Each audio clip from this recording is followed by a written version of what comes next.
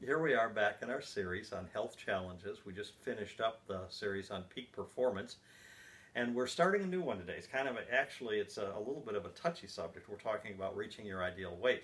We might even say it's a weighty subject. But the first video won't deal with the to-dos or not to-dos or supplementation, which we'll continue with later. The first video will be just on reaching your ideal weight. Me reaching my ideal weight. And when we reach that ideal weight, it's the best possible health too. Some things to not look at. I know it may be a guide to go into the hospital or to the doctor's office and see the weight chart on the wall. It may be a guide when you go to the personal trainer that he says this is the weight you should be at. It may be a guide when you read a health magazine and you see those abs on the person getting ready in their for summer and the beach.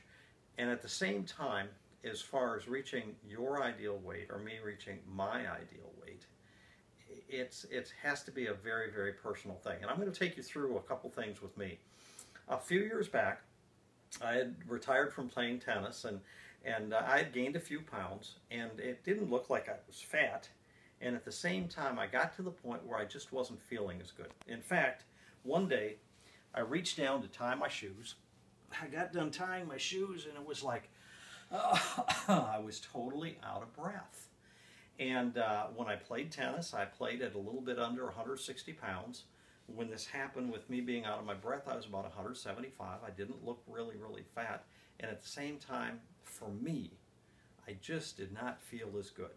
I ran out of breath tying my shoes. I didn't have the energy.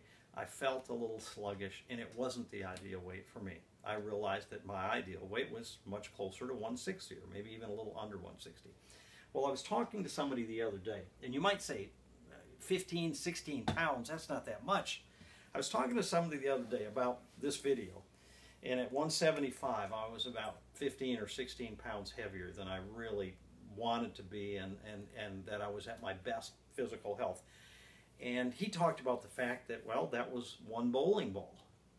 And at 175, a bowling ball, standard bowling ball is 16 pounds, I was about one bowling ball heavier than I wanted to be. Now, when I sat, or I moved around, or I worked at my desk, if you can imagine, if you or I were only 16 pounds heavier than our ideal weight, but if we had to carry this bowling ball around all day, wow, that would be something.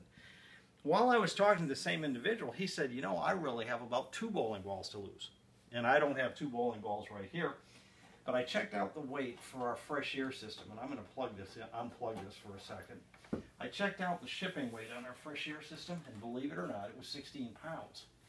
And then I said to myself, and I said to him, what would it be like if I had 2 bowling ball weights to lose, but all day long I had to walk around, I had to move, I had to work, I had to sit down and eat with 2 bowling balls?